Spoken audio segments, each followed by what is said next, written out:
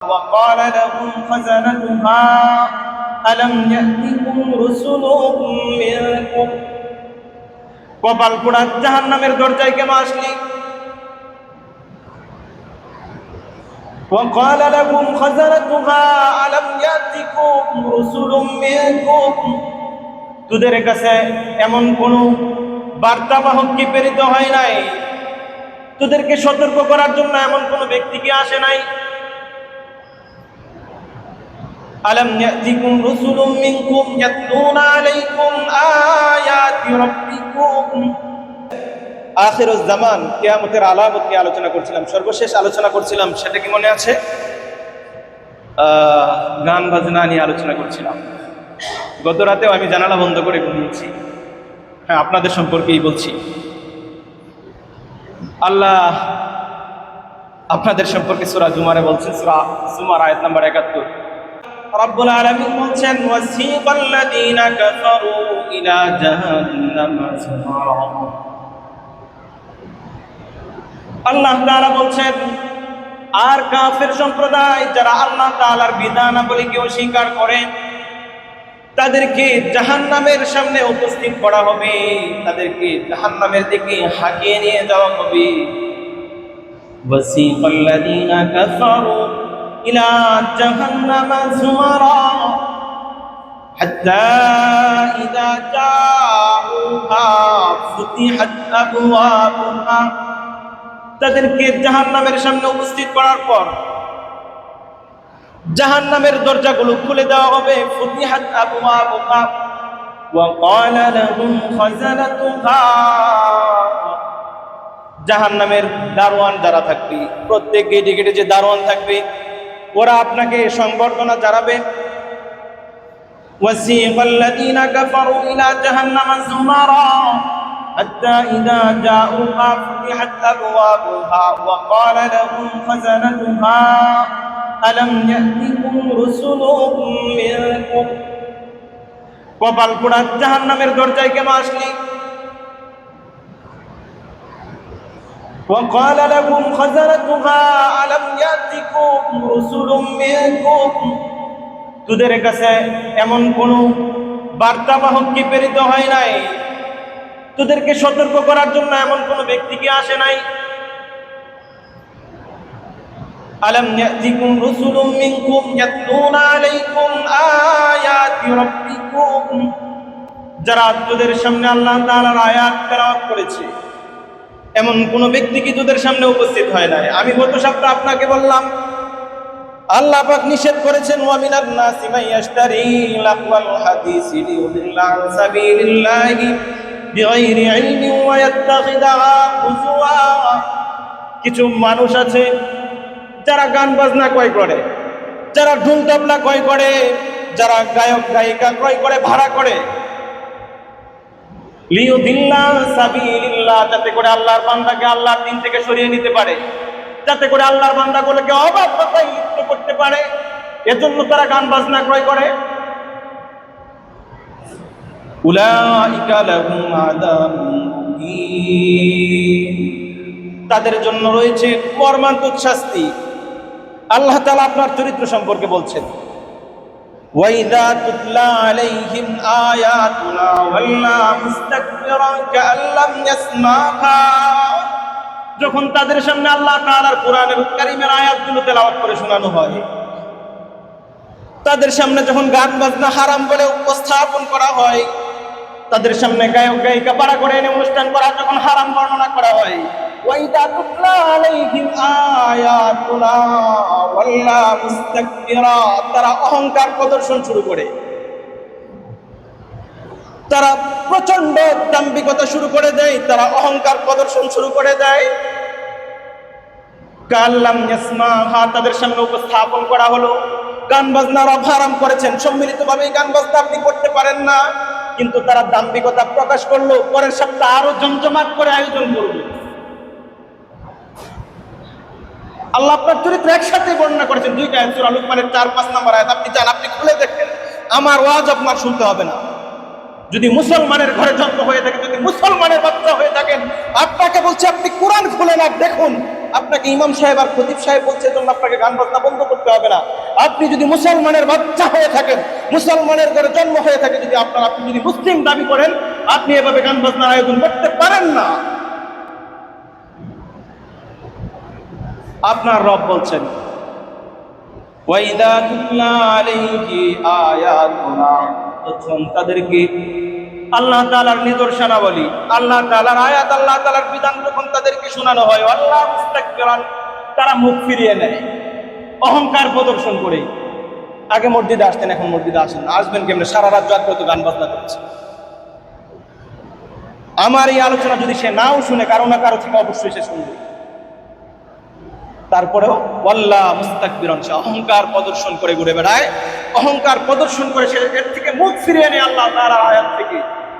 কাল্লাম ইসমাহা, যেন সে শুনেই নাই, যেন সে শুনেই নাই। কাল্লাম ইসমাহা কান্না ফি উযুনাইহি ওয়াকরা, রব বলছেন যেন তাদের কর্ণকুহরে তুলা দিয়ে রেখেছে, শুনলই না সে আল্লাহ তাআলার আয়াত।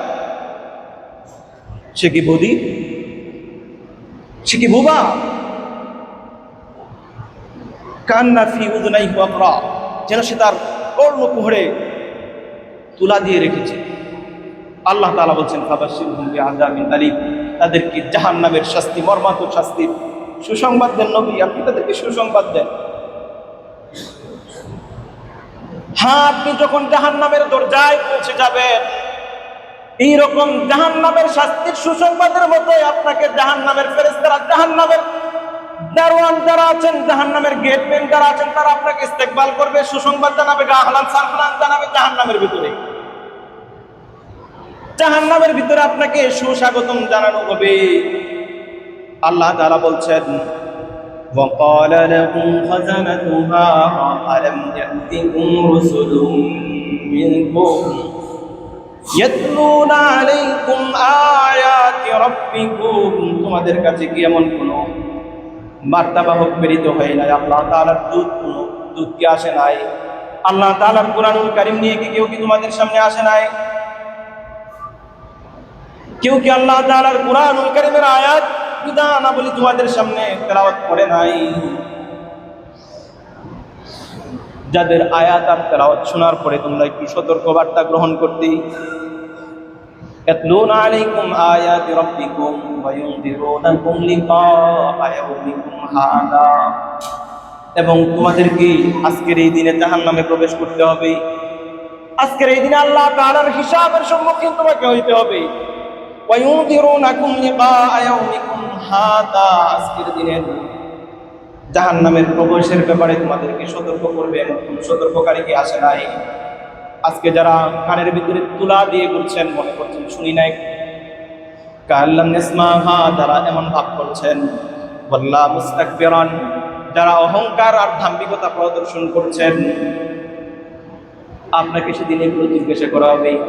আজকে যদিও কানের ভিতরে তুলা দিয়েছেন, বাদ করছেন, আজকে যদিও বোঝাচ্ছেন আমি আপনার ওয়াজ শুনি নাই, সেদিন কিন্তু আর এই ভাব থাকবে না। রব বলেছেন আপনাকে যখন প্রশ্ন করা হবে, আপনি ঠিক পটপট করে উত্তর দিবেন, ক্বালু বালা, হ্যাঁ এসেছিল, ওয়ালাকিন হাক্কাত কালিমাতুল আযাবি আলাল কাফিরিন, কিন্তু আসলে আমরা তো জাহান্নামের জন্য তৈরি ছিলাম। ওয়ালাকিন হাক্কাত কালিমাতুল আযাবি, আল্লাহ তাআলার আযাবের আয়াত যেগুলো ছিল এগুলো আমাদের জন্য নির্ধারিত ছিল মনে হয়। ওয়ালাকিন হাক্কাত কালিমাতুল আযাবি আলাল কাফিরিন, আল্লাহ তাআলার আযাবের আয়াতগুলো, আল্লাহ তাআলার বিধান যারা অস্বীকার করে, আল্লাহ তাআলার কোরআনের আদেশ যারা অস্বীকার করে, তাদের জন্য নির্ধারিত হয়ে গিয়েছে। আপনি সেদিন ওয়াজ করতে পারবেন, আর কোনো ইমাম আর খতিবের ওয়াজ লাগবে না। আপনার উত্তরের সাথে সাথে জাহান্নামের ফেরেশতারা বলবেন, কিলা দুখুলু আবওয়াবা জাহান্নাম খালিদিনা ফিহা, সুতরাং যাও প্রবেশ করো, কিলা দুখুলু আবওয়াবা জাহান্নাম খালিদিনা ফিহা, জাহান্নামের ভিতরে চিরস্থায়ী রূপে প্রবেশ করো। ফাবিসা মাসওয়াল মুতাকাব্বিরিন, আজকের অহংকার আর দাম্ভিকতা প্রকাশকারী যারা আগামী সপ্তাহে আরো জমজমাট গানের আয়োজন করার চিন্তা করেন, রব তাদের কথা আপনার এই দাম্ভিকতার সাথেই বলেছেন, আবিসা মাসওয়াল মুতাকাব্বিরিন, অহংকারীদের পরিণাম ফল, অহংকারীদের সর্বশেষ ঠিকানা কতই না জঘন্য, কতই না নিকৃষ্টতম। আপনি যদি ওই জাহান্নামের শাস্তি গ্রহণ করার জন্য প্রস্তুত হয়ে যান, আপনার গানের আয়োজন যদি আরো বড় করেন, আমি বক্তার কোনো ক্ষতি নাই। আমার দায়িত্ব ছিল এই পর্যন্ত, ইমাম সাহেব আর খতিব সাহেব মসজিদের মিম্বারে বসবেন, সেখানে তিনি আপনার জন্য বলে দিবেন এতটুকু ইমাম সাহেবের দায়িত্ব। প্রিয় ভাইয়েরা, আমি তো আমার দায়িত্ব পালন করলাম, আপনার দায়িত্বটা কি? আপনি আমার এই মহল্লার আমার দায়িত্বে আছেন, আপনি আমার সামনে মসজিদে এসে বসেছেন, আমার দায়িত্ব শেষ, কিন্তু আপনাকে একটা দায়িত্ব আমি দিচ্ছি। আল্লাহ নবী সাল্লাল্লাহু আলাইহি সাল্লাম বর্ণনা করেন, আবু সাঈদ খুদরী রাদিয়াল্লাহু তাআলা আনহু থেকে বর্ণিত, মুসলিম শরীফের বর্ণনা 49 নম্বর হাদিস। আল্লাহ নবী সাল্লাল্লাহু আলাইহি সাল্লাম বলছেন, মান রাআ মিনকুম মুনকারা ফালইউগাইয়িরহু বিয়াদিহি, যদি কোনো ব্যক্তি সমাজের মধ্যে, তার সমাজের মধ্যে অসৎ কাজ হইতে দেখে, যদি কোনো ব্যক্তি তার সমাজের মধ্যে অশালীন কাজ হইতে দেখে, তার দায়িত্বটাকে আল্লাহ নবী সাল্লাল্লাহু আলাইহি ওয়াসাল্লাম বলেন, ফালইউগাইয়িরহু বিয়াদিহি, তার হাতে যতক্ষণ পর্যন্ত শক্তি আছে, তার হাতে যতক্ষণ পর্যন্ত শক্তি আছে, অপরাধটাকে সে বন্ধ করতে তার হাত প্রয়োগ করবে। যতক্ষণ পর্যন্ত তার হাত এখানে প্রয়োগ করার ক্ষমতা আছে, হাত দিয়ে সে তার সমাজের মধ্যে সংগঠিত অপরাধগুলো বন্ধ করতে চেষ্টা করবে, অবশ্যই সে তার হাত সেখানে প্রয়োগ করবে। ফালইউগাইয়িরহু বিয়াদিহি, যদি বান্দা তার ক্ষমতায় পর্যন্ত না যায়, সে হাত দ্বারা বন্ধ করতে পারে না। আমি আপনাকে হাত দ্বারা বন্ধ করতে বলছি, কিন্তু আমার আপনার সমস্যা, হাত দ্বারা বন্ধ তো করি না, বরং আমার আপনার সাপোর্ট সেখানে যায়। হ্যাঁ, আমি আর আপনি সেই অশালীন কাজের সাপোর্টার। কোন অশালীন কাজ, কোন পাপের কাজ, তালাজ্জুজ বিহা কুফরুন, কোন পাপের কাজের স্বাদ আস্বাদন করা কুফরি, আমি আর আপনি সেটাকে সাপোর্ট দিচ্ছি, আমি আর আপনি সেটাকে লালন করছি, বেড়া বাড়িয়ে তুলছি। প্রিয় ভাই, আমার সাথে আপনার কোনো শত্রুতা নাই। আপনার ভিতরে থাকা, আমি বলছি আমার শ্রোতা আপনি, আপনার ভিতরে থাকা কোনো পাপ, কোনো গুনাহের আলোচনা যদি আমার এই টেবিল থেকে হয়ে যায়, মনে করবেন এটা আপনার উপর অনেক বড় ইহসান হয়ে গেল। আমার প্রতি বিদ্বেষ রেখে কোনো লাভ নেই। আমার আলোচনায় যদি আপনার ভিতরে থাকা কোনো পাপ উঠে আসে, কোনো অপরাধ যদি আপনার ভিতরে থাকা অপরাধ যদি আমার এই আলোচনায় উঠে আসে, মনে করবেন ইমাম সাহেব আপনার উপর অনেক বড় একটা ইহসান করেছেন। কারণ একটা পাপ যতদিন পর্যন্ত আপনি করবেন আর সেটাকে পাপ মনে করবেন না, আপনি ততদিন পর্যন্ত কুফরের মধ্যে নিমজ্জিত আছেন। আপনি পাপের কাজ করবেন, সেটাকে যদি পাপ জেনে করেন, তাহলে সেটা কবিরা গুনাহ হবে। কিন্তু সেটাকে যদি আপনার পাপই মনে না হয়, তাহলে আপনি কুফরের মধ্যে নিমজ্জিত আছেন। গানের আয়োজন করলে বাধা দিলে বলে অশালীন কাজটা কি করলাম, তার মানে সেটাকে পাপ মনেই করে না। সেটাকে পাপ মনে করেছে? সেটাকে পাপ মনেই করে না। সুতরাং আমি আপনাকে বলছি, আপনার সাথে আমার শত্রুতা নাই। আপনার প্রতি এটা বড় ইহসান যে আপনার ভিতরে থাকা, আপনার মধ্য থেকে যেই পাপ প্রকাশ পাচ্ছে, সেই পাপটাকে পাপ বলে আপনার সামনে উপস্থাপন করা হয়েছে। আপনার সুযোগ আছে কুফরি থেকে বের হয়ে আসা। আল্লাহ তাআলা বুঝার তৌফিক দান করুন, সকলেই বলে আমিন। তো বলছিলাম, যখনই সমাজের মধ্যে পাপ হইতে থাকে, আপনার পাশে যখনই পাপ আর অনাচার হইতে থাকে, আপনার দায়িত্ব হচ্ছে ফালইউগাইয়িরহু বিয়াদিহি, আপনার হাত সেখানে লাগাইতে হবে, আপনার হাত দ্বারা সেটাকে বন্ধ করতে হবে।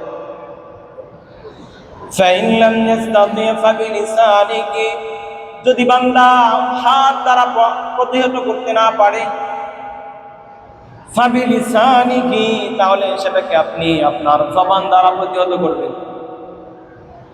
তবে সব পাপের ক্ষেত্রে মনে করবেন না যে আমি বলেই ক্ষান্ত হয়ে যাবো। আমি মনে করি না আমার সমাজ এমন যেখানে সব ক্ষেত্রে আমাকে মুখের মধ্যে সীমাবদ্ধ থাকতে হবে। আপনার সমাজের মধ্যে আপনার এতটুকু ক্ষমতা নাই যে রাত 12টার পরে আপনার ঘুম ডিস্টার্ব করবে আর আপনি সেটা বন্ধ করতে পারবেন না।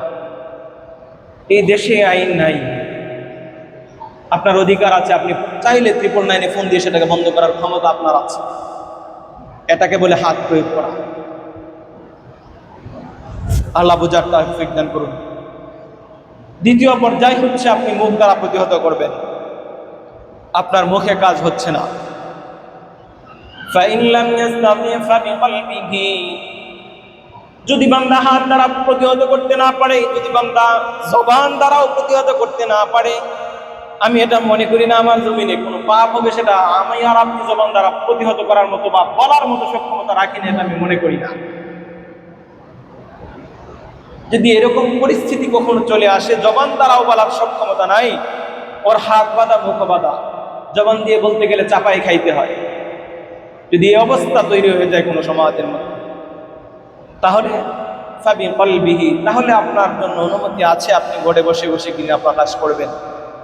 আপনি যদি এত কমজোর হয়ে যান আপনার জবান দ্বারা আপনি গুনাহের প্রতিহত করতে পারেন না, তাহলে আপনি আপনার কলবটাকে এই গুনাহ থেকে বিরত রাখবেন। এর মানে এই না চাঁদা দিয়ে আপনি ঘৃণা করবেন, যে আমি গেলাম না চাঁদাটা দিয়ে দিলাম, এর মানে এই না। আজকাল তো গুনাহের চাঁদা সমানে যায়, কথা বলেন ঠিক কিনা? গান বাজনার চাঁদায় 500-1000 দিতে দুঃখ কষ্ট লাগে না, মসজিদে আসলে 10 টাকা বের হলে অনেক কষ্ট, কলিজা ছিঁড়ে যায়। এই হিসাবে কলিজা ছিঁড়ে যায় বান্দার, অথচ গান বাজনার আয়োজনে সে নিজে গিয়ে দিয়ে আসে টাকা। যে বান্দা গান বাজনার আয়োজনে 500 টাকা দেয়, সে বান্দা হলফ করে বললে আমি হলফ ভঙ্গকারী হবো না, সে কখনো হয়তো মসজিদে 500 টাকা দেয় না। আল্লাহ হেফাজত করুন। আল্লাহর নবী বলেছেন ওয়াযালিকা যাফুল ঈমান, এটা ঈমানের সর্বনিম্ন স্তর, তুমি হৃদয় দিয়ে খালি ঘৃণা করবে।